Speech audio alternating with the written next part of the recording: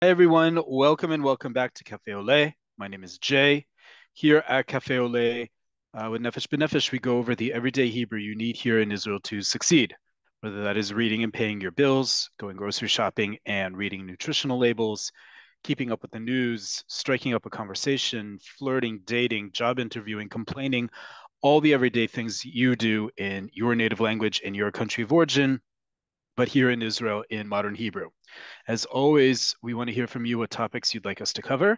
You can always be in touch with us by email at hebrew@nbn.org.il. That's hebrew at nbn.org.il. You can also see all of our previous lessons up on YouTube. Just go to youtube.com, type in Cafe Oleh. The very first search result will be a truncated playlist. You just click on View Full Playlist. You'll see I think we're close to 130 videos, meaning 130 lessons, close to 20,000 views. You can watch all of our previous lessons on demand. This class itself will be up in the next day or so for you to enjoy. If you're joining us live on Zoom, you can write to us in the chat with any questions, comments, or concerns or requests on topics. Likewise on YouTube, if you follow us there or just watch one of our videos, you can always leave us a comment there as well. So today, after taking a break last week because it was the start of Tisha B'Av, today we have just finished Tu B'Av. Tu B'Av, we'll talk about in a second, is a great segue to talking about something a little bit more pleasant, terms of endearment. We've covered this before. It's always good to cover terms of endearment. You should always have some in your back pocket when you're talking, not just to people or about people, but about things in general. And that's what you're going to see in today's vocabulary list. As well as talk about the impetus for this and why Tu B'Av has become, or noting how it's become such a popular holiday in Israel for being a very minor occurrence, a minor event. Um, and we'll go from there. And then at the top of the hour, in addition to answering your questions in the Q&A, gentle reminder for those of you who are new or have forgotten, questions about this specific class, please keep to the Q&A, everything else to the chat, and please keep the personal chat in the chat to a minimum. At the top of the hour, in addition to answering questions, I'll tell you about next week's class. Actually, our next two classes before we start our fall session, getting ready for the fall and the holiday season here in Israel and the Jewish world in general. So with that, let's get started. Open up today's lesson.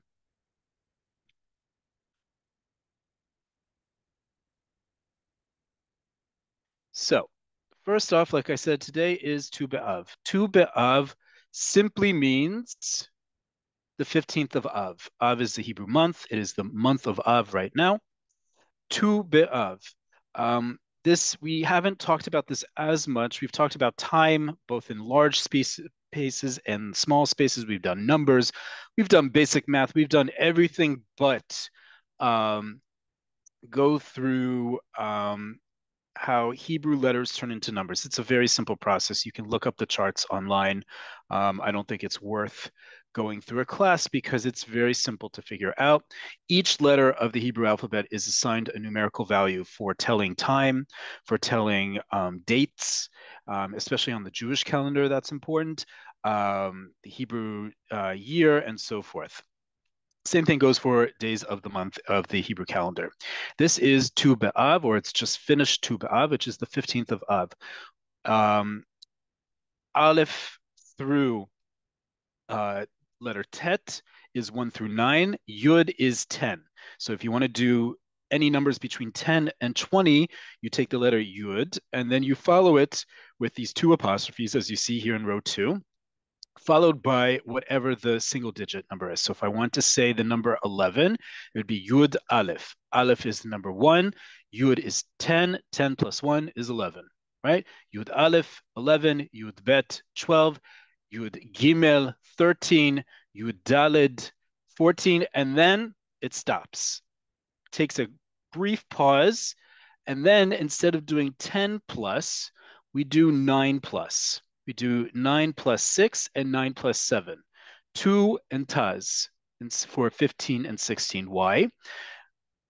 Because if you were to write it the traditional way, Yud plus those letters, you are potentially spelling one of the names of God, which you are, according to most traditional sources, you're not supposed to write down. Or at least on something that's temporary, or else that piece of paper becomes something that needs to be treated with respect and holiness that you weren't necessarily planning to do. As a result, Tu B'Av is 9 plus 6, right? Nine is Tet is 9, Vav is 6, 9 plus 6 is 15, same thing. Okay. So it's also noteworthy because many Jewish holidays are on the 15th of a month. Some are at the first of the month, but many are on the 15th of the month. Why the 15th of the Hebrew month? This is a very important part when we're talking about Israel, modern Israel, but also the land of Israel and our connection to it. Why? Because the 15th of the month, according to the Jewish calendar, is always a full moon. And it's very easy to tell, excuse me, time when your halfway point of the month is a full moon, meaning that the top of the month is a new moon. It's very easy to tell time in that respect. And it's very easy to know when holidays come because you see the full moon, it's announced, it is a holiday. In this case, the 15th of the month of Av. Traditionally, it has all sorts of connotations in the most original, one of the original pieces about it says there were no more joyous days in the Jewish calendar than the 15th of Av and Yom Kippur. And if you don't believe me about Yom Kippur, you have not experienced Yom Kippur in Israel. We'll talk about the Jewish holidays and the holiday season in a few weeks' time. There are all sorts of um, images of young women clad in not their own white clothes, but in other people's white clothes, that they borrow white clothes from others so people don't show up each other in terms of wealth, and then dance in the vineyards. This period of time is also happens to coincide with one of the terms we've talked about before, which is ha-batzir.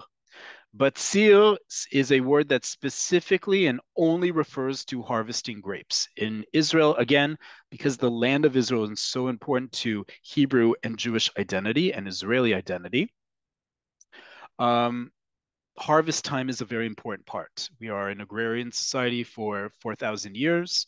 And as a result, we give deference to certain types of harvest. There are more general terms of harvest. We talked about this several weeks ago during Shavuot. But some of them that are especially important to the land of Israel get their own name, and this is one: Batzir. Batzir, Batzir, Batzir, however you pronounce the letter Resh, is a word that only describes the harvesting of grapes. So, for example, if you were to volunteer farm, like I do on a regular basis, you'll know this time of year, and it has been going on for the last probably 2 weeks now, and it's still going through this week, is a time when many vineyards are needing help with their batzil, right? And the verb is livtzol, so you botzrim batzil, right? You are harvesting the grapes using the same root to create the noun for it. It's a very joyous occasion, right? Because grapes produce wine. Let's be honest here. You're doing it to produce wine. Wine is obviously a is used not just for merriment, but also for sacredness. It's a very important time of the year. It also happens to be absolutely gorgeous when you wake up, and you do have to wake up very early to do grape harvesting because grapes grow out in fields. Not much shade, so you need to start early. It's beautiful, especially where grapes are grown in Israel, at least until the sun comes up, and then you're kind of baking in the middle of it. But anyways, the connection with Tu B'Av is also known as the Jewish Valentine's Day, or at least in modern Israel, that's how it's used and celebrated a lot. You see a lot of stuff that otherwise you would find in other countries on Valentine's Day here in the middle of August. All the both nice stuff to the more hokey stuff you'll see. There were commercials on TV for the last few days of these like intertwined heart necklaces that honestly look like it could have been in any American TV station. It's a very minor celebration that gets a little bit more important, so much so that most Israelis will say that they celebrate Tu B'Av and not Valentine's Day, which is as much um, holding on to our own values and traditions as anything else, even though it has become very Valentine's Day. But anyways, the day is over, at least here in Israel. And that's a great prompt to talk about terms of endearment and how to express love. So let's get to it. First off, many of you will already know the verb le'ehov. Le'ehov with the root aleph, hey, vav normally gets translated as to like and to love. We're going to learn some other verbs that are going to communicate the same thing. There are also some variations both on the shoresh and how we use this verb. For example, if you were to say ahavti, ahavti literally means I loved. It is the past tense first person singular. Okay? All it means is I loved. But in everyday Hebrew, meaning slang, when you say wow, ahavti, it means I love it. Right? Think of the McDonald's ad, I'm loving it. That's ahavti. That's the equivalent of ahavti. Um, you are meeting someone for at a cafe and you eat something that you really like or the coffee, and you could reply to it and say, wow, pashut ahavti, or ahavti etze. I loved it. But it's really I love it, as in the moment I love it. Even though it's in the past tense, we're talking about the present. It's slang, but an important one you'll hear a lot even as a one word reply. Okay. Another form of the verb is me'uhav. Me'uhav is I am in love with. This is a more intense form of the verb le'ehov without getting into too much of the grammar. Excuse me. For this class, ani me'uhav be, or for a female, me'uhevet be, is I am in love with, as in deeply in love with someone or something, it could also be. Okay. It's a much more intense expression of love. And also using the same root, hitahev im. Lehitahev im means to fall in love with. So he fell in love with hu hitahev im. That should be im and not am. Thank you, automatic Niku generator. He fell in love with, right? The act of falling in love with. Um, is lihitahev. Let's get into some of the ways we can express love in all the different ways we think of love. This is one, perhaps a little bit more platonic, but no less genuine. And this is a really important expression we've talked about a lot here at Cafe Oleh, esmach im or esmach she. Esmach is the future tense of the verb lismoach, which is to become happy, right? It's the same root as sameach or simcha, a happy occasion, or the adjective sameach, happy. But esmach im or esmach she is the equivalent of in the English of I'd love for you to do something, or I'd love it. Or just on its own, if you were to reply to someone esmach, it means yes, please. It simply means yes. If you go to a store or a restaurant, anything, and they ask you, do you want something else? Or they ask you, do you want something in particular? For example, I took out food the other day from a nearby prepared food place, and they asked, would you like the sauce that otherwise comes with this? And instead of answering ken, yes, I answered esmach, I would love it, right? It's a nicer way to say, to answer in the affirmative, esmach. It also shows you have a more commanding Hebrew if you say esmach instead of ken all the time, right? Esmach im or esmach she. For example, esmach im tavo machal or esmach she tavo machal. I'd love if you would come tomorrow, or I'd love for you to come tomorrow. Right? These are both referring to a male because it's tavo, but this is how we use it. It's the future tense, so the following verb also has to be the future tense. It's conditional. I would love, right? The would indicates conditional. This is theoretical, but we still want it to happen. I would love for you to come. I would love if you would come. Right? That love is important. That's how we translate this. It's not I would be happy if. It's I'd love it. Right? That's how we answer esmach. I'd love it. Okay. Two of my favorite verbs. Because le'ehov is overused. And it's probably the reason why I didn't put it up here. Le'ehov is way overused. Everyone talks about love, right? And it's wonderful. And the big statue of Ahava in the Gan Salim, the sculpture garden in Museum Israel, in the Israel Museum, and all sorts of songs about it, but it loses its value. So we need some other words to help infuse love back into our language and vice versa. Here's a great one. Mechabev or mechabevet, coming from the verb lechabev. Lechabev is the equivalent in English of like. If le'ehov is like, as in ani ohev glida, I like ice cream. Mechabev is I adore ice cream.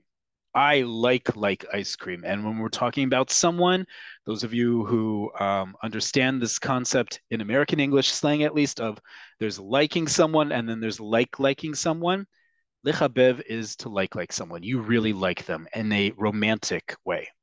Or I adore you. Ani mechabev otcha. Ani mechabevet otcha. Right? I like you. I adore you. It's more than just fondness. It's more than just like. It's the next step, getting more romantic. And another expression that we use a lot, and you'll hear a lot in modern Hebrew, is ani nimshach or nimshechet, depending on your gender, el. Nimshach literally means I'm drawn to. It's the passive form, the passive voice of the verb limshoch, which is to pull, right? If you're looking at a door sign in Israel, sign on the door, and it says mishoch, pull, now you know what that means, besides the obvious pull. Limshoch is to pull. It's also the verb we use when you withdraw money from an ATM because you are pulling money out of the bank. Nicer word, withdrawing money from the bank. Moshech. Ani moshech kesef me'akaspomat. I'm withdrawing money from the ATM. And that withdraw is the clue for this version, right? The passive voice. I am drawn to. So if you want to say, I am drawn to you, right? That is only thought of in a romantic way, not I am, physically being pulled to you. It's more in a emotional sense, right? Ani nimshach elecha. Ani nimshach elech, depending on both your gender and the gender of the person you're speaking to. I'm drawn to you. A very nice way to say, I like you. I really like you. I even love you without using the verb ani ohev otcha, ani ohev otach. Because again, it gets used a lot. In fact, today's entry from the Academy of the Hebrew Language on social media was all about how do you reciprocate, because it becomes such a overused sentence to say ani ohev otcha, I love you. How do you reciprocate that? These sentences are much more original. They're much more genuine, and they're not as sort of generic as le'ehov, at least I think. Let's keep going. Mitchashek. Mitchashek is a great verb. It comes from the same root as the word cheshek, desire. Okay, excuse me. So mitchashekli, we don't conjugate this verb, excuse me. Mitchashekli followed by the infinitive of a verb means like I feel like, I fancy something, I desire to do something. Mitchashekli le'echol pizza ha'erev. I feel like eating pizza this evening. Like I have a desire to eat pizza this evening. That's how this verb is understood. Again, expressing love, desire, love, can't separate the two. At least we shouldn't. Okay, some other terms. This is much more slang. This may not be culturally what you're comfortable with, but you will hear these terms all the time in Israel. You got to get used to them. Ani met or ani meta al. Doesn't mean you have to use them, but you're certainly going to hear them. Ani met or ani met al literally means I am dying over you, or I'm dying about you, meaning I am beyond enamored with you. Okay. Ani met, male, meta, female, al. Okay. And then you can say alecha or alech, depending on if you're speaking directly to someone on their gender or about anything. Ani meta laseret hazeh. I am over, I absolutely adore that film. אני מת על הסרט הזה. Literally, I die over that. I'm dying over that film. You're not dying over the film, God forbid. You are just so much in love with that film. You love it so much. And then, because I always need to put even more slang into what we learn, because that is what people actually use, is this is less said as it is typed. And typing is very important when you remember, folks, how much Israelis text, how much Israelis use WhatsApp for primary communication, how much Israelis use social media in general to communicate with each other. So to be able to type and to write is no less important than to hear and to speak. So writing out meta incorrectly spelled, it's not with an ayin. If it's meta for a female, it's with a hey. But to say this is the equivalent of OMG, I'm dying, right? And it's pronounced, you don't really pronounce it, but it would be meta, right? This is really just over the top, usually like, oh my God, I'm dying, like I'm dying of laughter, or this is so amazing, or this is too funny. And then finally, slightly less morbid and intense as ani metal is ani chole al, or ani chola al, right? Ani chole or ani chola al, depending on your gender, is I'm sick over you. The same idea. I am completely um, enraptured by you. I'm completely overwhelmed by you. I'm so overwhelmed by you. I'm sick over you. It's a term of endearment. Trust me on that. Let's get to some other words when we talk about how to express love.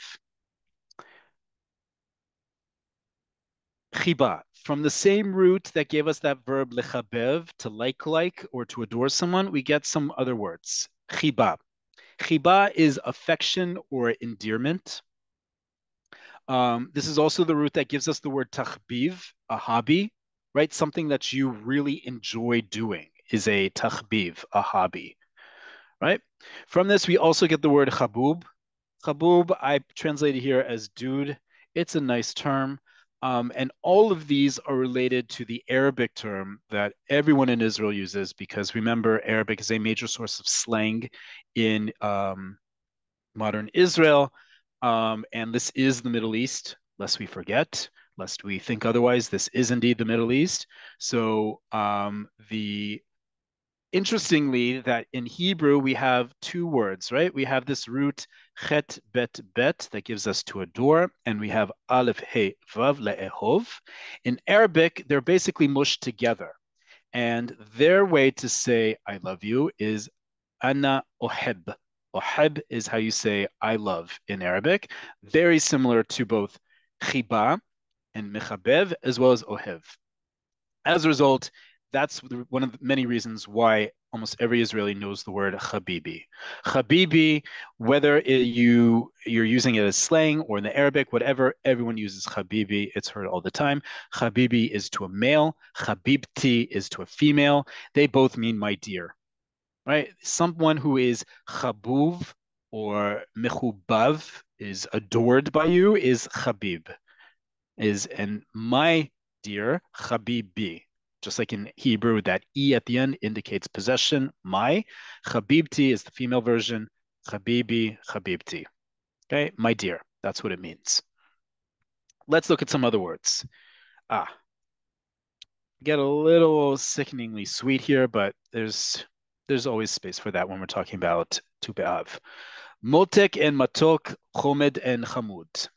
Okay, motek is the equivalent in English of sweetie. It's a noun. You call someone sweetie.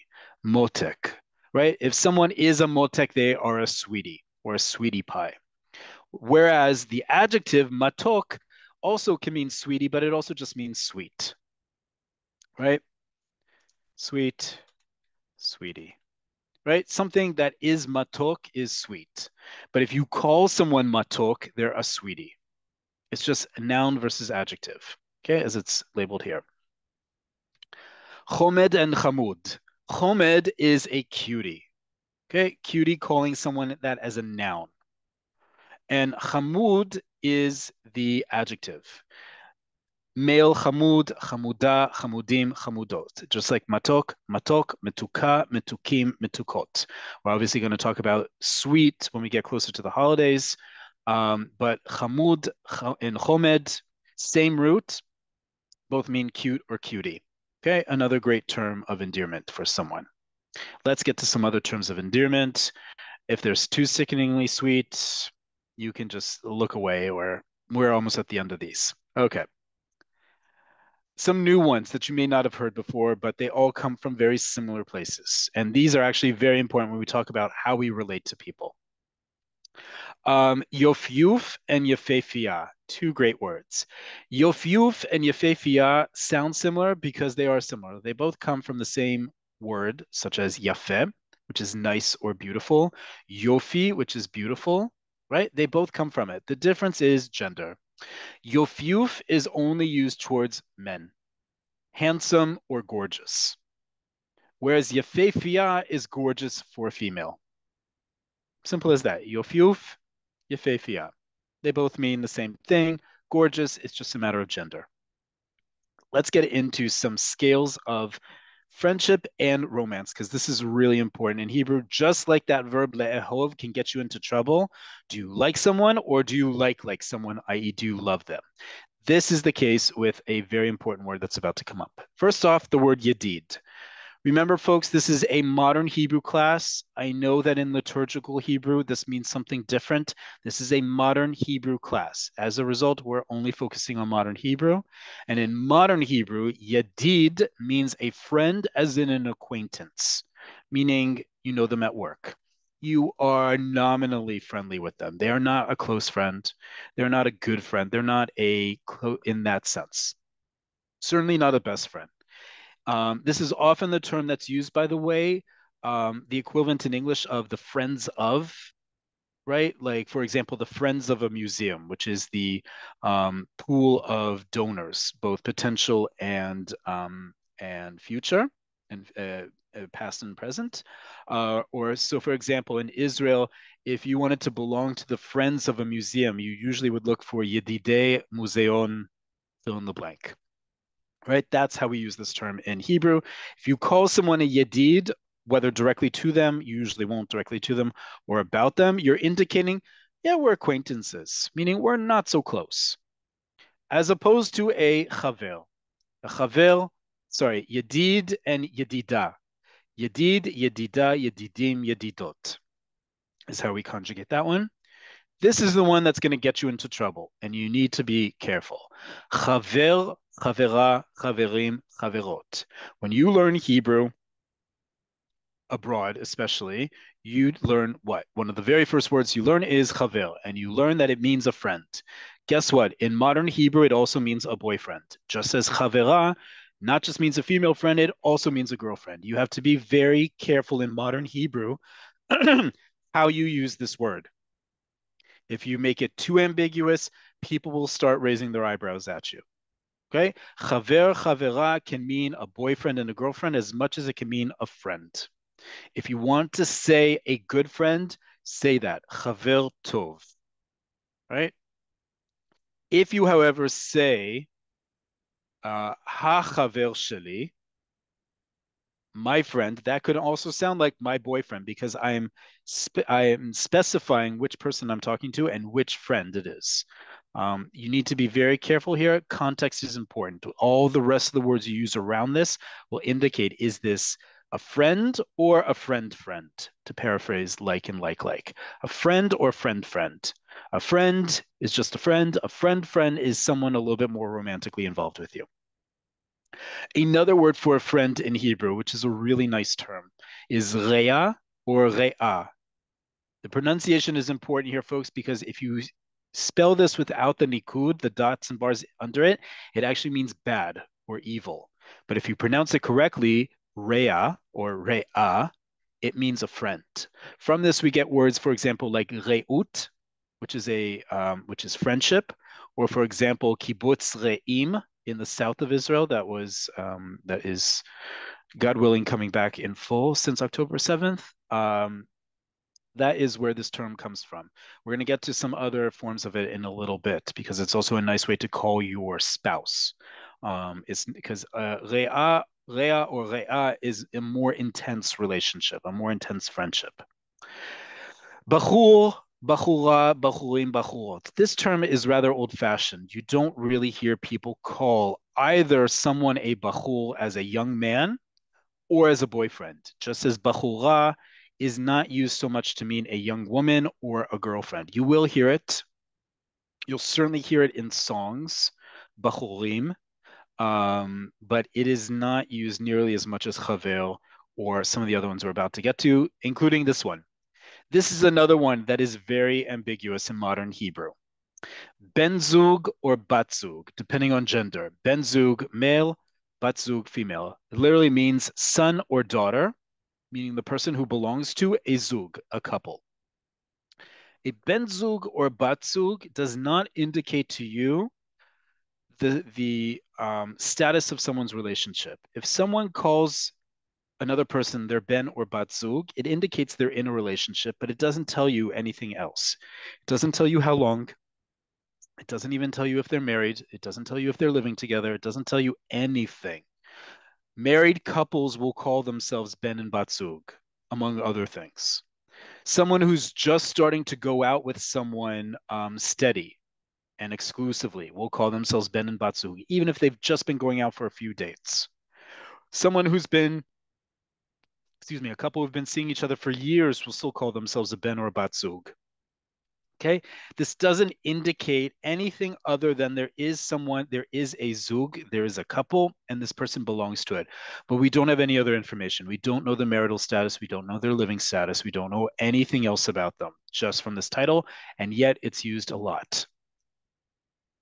A very cute expression is tzemed chemed. Chemed comes from that same root we had before for chamud and chomed. It means cute. And tzemed is a pair, meaning not a pair like in zug or couple, meaning a pair or like two things that go together. And then finally, from that same word re'ah and re'ah, male and female friend, we get very nice terms for married couples. And this is important because in Hebrew, the way we traditionally say husband and wife, husband is Baal and wife is Isha. Um, Many people, not just because of whatever they believe, whatever, it doesn't really matter. Baal and Isha, by a lot of people, is uncomfortable. Why? Because Baal also means master, and Isha simply means woman. But that is the term up till now for in Hebrew for husband and wife. As a result, you see some of these other options that you hear here, that you see here, and you also have some others. So, for example, re'i. Re'i, calling my husband Re'i is also indicating he's also my friend. We also have the term in Hebrew, rayati, for my wife, coming from that same root of friend, meaning a very close friend, a intense friendship that's also romantic. Obviously, rayati is a beautiful way to call someone my wife, but they need to be your actual wife. You can't just call anyone rayati. I put ishti here. That would be the same thing if we were using the traditional term. You will hear people absolutely use bal and isha. You'll also hear a lot of people use one of these other things, ben or batzug, rayati, re'i, and so forth. Okay. With that, let's start answering some questions as I see here in the Q&A. This is, by the way, as I see there are lots in the chat and less in the Q&A. If you wrote a question you'd like me to answer concerning this class in the chat, now's your chance to put it in the Q&A. Let's look at some questions here.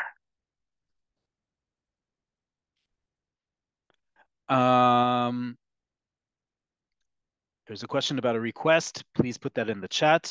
But no, we have not done a lesson on classes at the gym for a long time. By all means, send us an email with a reminder for that. Thank you for that. Who to contact for volunteering on farms. So look at our previous lesson on volunteering in farms. I believe that's what it's actually called on YouTube. I'll just quickly look it up. as I'm talking because we did a whole lesson on that and we gave out the links for finding out how to help out in volunteer farming, which is incredibly important right now. Um, Let me just see what it's called. Yes, indeed is called in Cafe Oleh volunteer farming post October 7th. So by all means, we have a full lesson on that, not just with the links and resources, but also the vocabulary you'll need out in the field to really make the most of it. Great question.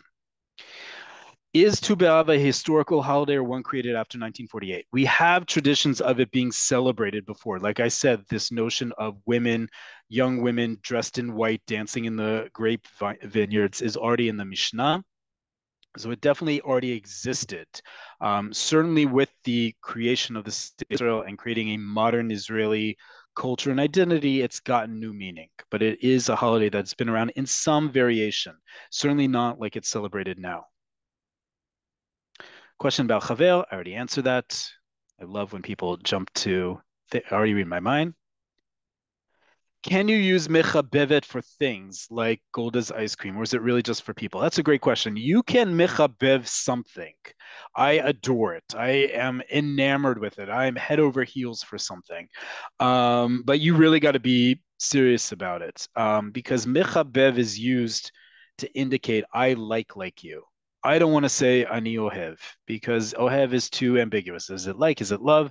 Mechabev is not just love; it's full on.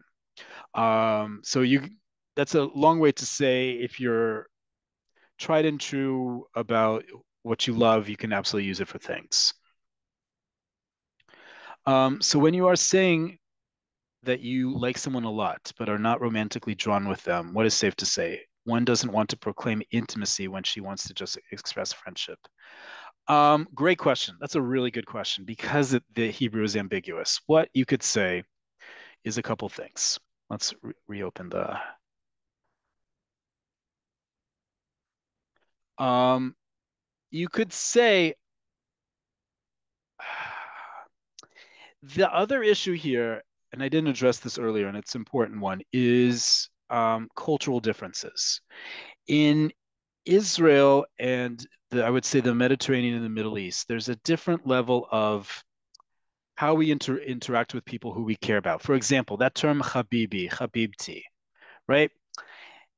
That it comes from a place of love and we use it and it's thrown around all the time. You hear the word all the time in the Middle East. It's in the songs, it's in what people say to each other all the time. That may be a little, how shall we say, cringy for people coming from a more Western attitude and how we relate to one another. There is, on the one hand, this feeling that things are a lot more closer and intimate, but on the other hand, that it's often just thrown out in this sort of standardized default way without meaning anything. This is all to say you can still say ani ohev otcha or ani ohev otach or however you want to say it, depending on your gender and the other person's gender, and it's not automatically construed. Because remember, context is important. Context is not just the other sentences; it's the nonverbal communication. It's all the other experiences you have. So if I were to say to a very good friend, unromantically, that use that verb le'ehov, chances are it wouldn't be misconstrued because we've developed enough of a relationship in a friendly manner that it's understood what that means. I wouldn't use that. I would use something more, I'm going to say more vernacular, like ani metalecha or ani chole. I would not say ani chole alecha. I would actually say ani metalecha. Um, or all the other ones that we have simply saying ani ohevotcha does not indicate one thing or another. And that's the problem with that verb or the challenge with that verb because it's both like and love. Um, if you want to say, I'm in love with you, and you want to make that clear, it's romantic. Ani meohav b'cha or bach, depending on gender, or ani meohevet. If you just want to say, I really like you. If you want to also specify, which I think sounds bad both in English and Hebrew, like as a friend, I adore you, or as a friend, I really like you, right? You could say that in Hebrew. Betor chaver, ani mamash ohev otcha. I don't really like it. In Hebrew, it doesn't make sense because the culture in which we use the language doesn't really bring that together. You're putting on too many things, whereas that notion of just being warm, because it is warm here, is gone. Betor chaver, right? You're putting immediately a blinder down. Not to say we shouldn't have those clear delineations. It just feels a little cold to me. But again, you have all the other context of words you use, your existing relationship, nonverbal cues to make it clear. Is this like or like? Great question. Q&A.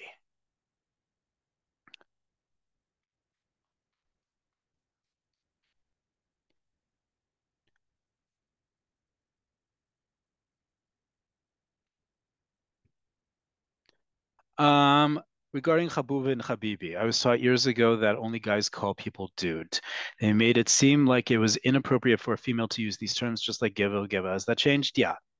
Habibi and Habibti, you hear all the time. Habuba would be the female version of Habub, and Habuba you will hear because it sounds like Buba, and Buba is a doll in Hebrew. Um, but They again, you have to be comfortable using those terms because they are very cloyingly sweet. Just like the next question is Motek used for male and female or males only? Motek is gender free. It's used for both male and female. How would a married woman refer to a male friend, purely platonic, not romantic? Again, this is where context comes in. If it's understood by the vast majority of people in your immediate environment that you are married, if you call someone your chaver, it is not indicating they are anything other than a good friend. Okay, that's all. There are plenty of other words in Hebrew to indicate something else. If it's just platonic, however, chaver or chavera is perfectly all right. Absolutely. But again, there's context surrounding it. You're wearing a ring. If you're a woman who's observant, your hair is covered. You took if you again if as, whatever it may be, there are other signs to indicate this person is just a friend. I often sign an email with B'yididut thinking it indicated a warm friendship. B'yididut sounds like in friendship, like again, like a friends of a university or friends of an office. I love the intention behind it. B'yididut is very cold, I find. It's not cold. I should take that back. It sounds like in partnership, even though that's not how we say in partnership in Hebrew. If you want to say sign off, it's very common to see signing offs in emails as either bivracha, bracha meaning blessing, or be'ahava. Again, you're sort of throwing out the word ahava, love, very freely, but you're also not saying I'm in love with everyone I'm writing to, right? Fondly, warmly is how it's best translated. But yedidut is it sounds to me like you're establishing some partnership with someone rather than an actual um, connection. If that's what you want, great. Is there anything in Hebrew for just like and not like? Yes, ohev. Ohev ohev is just like. Again, context is important. If you say ani ohev otcha, you have to condition it either with all the other words you're using, nonverbal cues, or immediately say betol chaver or be'ofen chaveri, both of which mean in a friendly manner. Okay. Will these sheets be with words be available? As always, absolutely. Check your email as well as YouTube. The link will be there. Do all these apply to same gendered couples? Great question. It's why you're here. I am purposely going back and forth with gender and making it clear where you can change it accordingly. All of these are for mixed and same gendered couples. So, for example, you will hear people in a same sex couple say ben zug or bat zug, depending on their gender. Re'i and rayati, you probably will hear less, although it's certainly not off the uh, radar. But ben zug and bat zug is both for straights and for LGBT, absolutely. That goes for the same for all the other ones. Chaver, chavera, all the others are used by everyone. Great question. Q&A. Uh, uh, uh, um.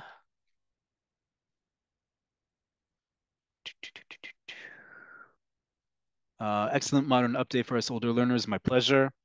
For instance, I like chocolate ice cream. Great question. Ani ohev glida chocolate. Or you can use one of our other slang terms. Ani met al glida chocolate.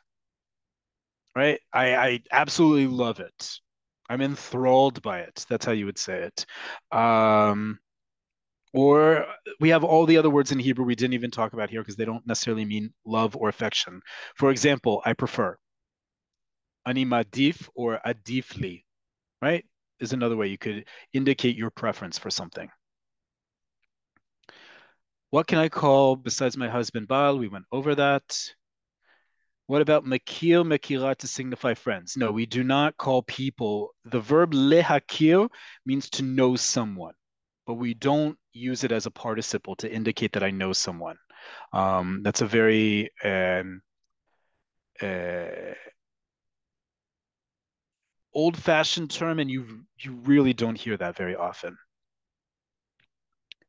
Is there another way to say my husband other than Bali? We talked about that. Re'i is a great way to call him my closest friend. Um, how do you say my husband like my wife in the last line? Re'i, but I will make sure you all see that. Um, Why ani meohevet rather than ani ohevet? Again, listen to the difference, folks. Ani ohevet for female, I like or love. Ani meohevet, I am in love with. Those are two very, very different situations. I am in love with is nothing other than romantic or deep, deep affection for something. Ani ohevet is simply I like or I love versus I am in love with.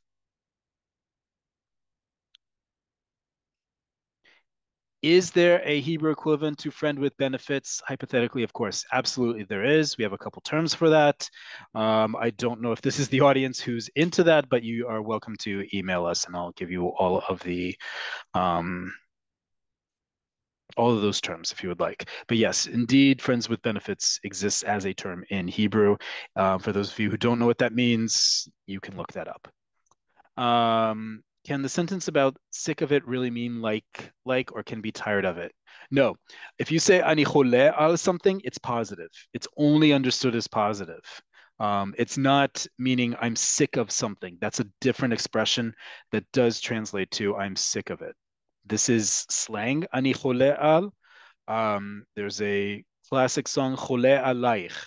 I'm sick over you, meaning like I am completely enamored with you. Um, I will absolutely put in how to say my husband not using the word Baal. Absolutely. Lots of requests for that, folks. I got it. Oh, someone asks my least favorite word, term of endearment, and I'm going to write it here just so we can get this over with. Thank you for putting it in so I didn't have to include in today's class, is this word. I do not like this word. I never have liked this word. I do not use this word. In fact, if someone uses this term, I will immediately make a face. And I have as those of you who've joined us a lot, you can see I have a very expressive face, or I can. This one will immediately make me cringe. Mommy. I do not like mommy. Mommy is a term that's not just used in Israel, but in many countries around the world. It's very popular in Latin countries, certainly in the rest of the Mediterranean, it's used. Mommy is gender inclusive. You can call a male mommy, a female mommy, a young person mommy, an older person mommy. I do not like this term. It is used all the time, however. If you like it, by all means use it. It is simply a term of infection. Think of it like habibi, but it has no gender involved. Anyone is mommy. Um, go for it if that's your thing. Okay. Is the word pronounced me'ohav? Me'ohav. Me'ohav, me'uhevet. Me'uhavim, me'uhavot is how you would declench that. Um, what is the context for the word mommy as in don't do that, mommy? Just explained it. How do you say I admire you? Admire isn't necessarily romantic, of course, so I didn't include it here. The verb is להעריץ. אני מעריץ אותך. מעריץ, מעריצה, מעריצים, מעריצות. How about if you want to express in a platonic way that I love your smile? אני מת על החיוך שלך. I'm dying over your smile. This is the best way to say it. Or it's really the best way to say it. אני אוהב את החיוך שלך. את החיוך שלך. You can also say it like that. I really like your smile. Um, Even if you translate it as I love your smile, it doesn't immediately turn into I love you, therefore. Okay. What is mituka for? Mituka is the adjective form of the word sweet or sweetie. So you can call something female mituka, meaning both sweet or sweetie. How would you say they are just in the friend zone? Rak chaverim. Literally, that you would say they're just friends. Hem rak chaverim. Or hem rak chaverim tovim. They're just good friends. Okay. We don't say zone in the same way, the friend zone. We simply say they're just friends. Um, no, these documents are in PDF. We're glad to provide all of this service to you for free. You're welcome to mark them up as you would like, but they are sent out as PDF. You're welcome to be in touch with by email about more questions with that. Do Israelis call one another terms of endearment that are diminutives of words for animals, as in some other languages like Russian and Hungarian? Yes, you have all sorts of other terms I didn't include in here. You can call someone an animal. You can call them something that begins with that ends with the suffix ush. We've talked about ush before, or ish is sort of like a cutesy poo way to call something or someone. We have all sorts of other ones. Chaim sheli, my life. Einaim sheli, my eyes. Neshama sheli, my soul. But also animals. Absolutely, you can use those as well. Motzechen, is this out of common use? Wow, it is. We do not use the term motzechen beinecha. That is biblical Hebrew. That is poetic Hebrew. If you say to someone you're on a date with, um, אתה מוצא חן בעיניי, or אני מוצא חן בעיניך, I find grace in your eyes, they're going to look at you like, don't use that term. Unless you're in a long committed relationship and you're joking around, don't use that term. I sign letters with kol tuv. Is that wrong? Nope. Kol tuv is great. All good. Great way to say it. I'm just replying specifically to someone who wrote biyadidut. There are some other alternatives. Kol tuv is great. How do you say prefer again? Adif. Ain, dalid, yud, fe, or the verb is leha adif, to prefer. But all of it has the same root of ain, dalid, fe.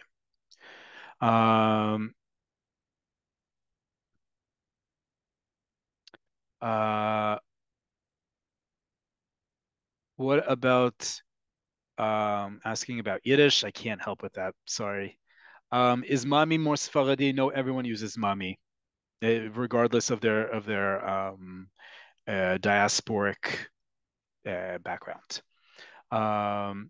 Don't want to sound too friendly. Don't want to sound low class. What terms to avoid? Mommy, it's not one of my favorites, and for good reason. It's very palsy-wowsy to call someone mommy. Um, that would be that's how I think of it. Don't want to sound too friendly. You just want to be careful. You want to be careful about also nonverbal communication, where your hands are. Are they continually like patting someone as you're saying these things? All the normal cues are there, just like in other languages. But I think we made it pretty clear where things are at. If you just want to say we're just friends, rak chaverim, right? Literally, we're just friends. Okay, with that, we do unfortunately need to stop as we're top of the hour. Next week, our class is going to be on not the complete opposite, but not exactly the most positive topic, but an important topic nonetheless. It's going to be on crime and the law. We have not done a class on this, I think, ever. certainly not in a long time. We're going to go through all the words, especially when it comes to the news. Maybe we'll even have a news article to read together. But understanding terms for the law and crime are really important in any society you live in, especially an adopted one moving to Israel. So we're going to learn all sorts of terms with that. Obviously, how to avoid breaking the law as well. But more importantly, all the different things you need to know, whether that's everything from arresting to complaining to all the different processes with regards to that. That'll be next week's class. And we'll get, as we get closer to September in our fall session, we'll talk about that as well. But in the meantime, Toda rabba. Thank you all for joining. This class will be sent by email and up on YouTube in the next day or two, along with the vocabulary sheet we went through. As always, you can be in touch with us by email.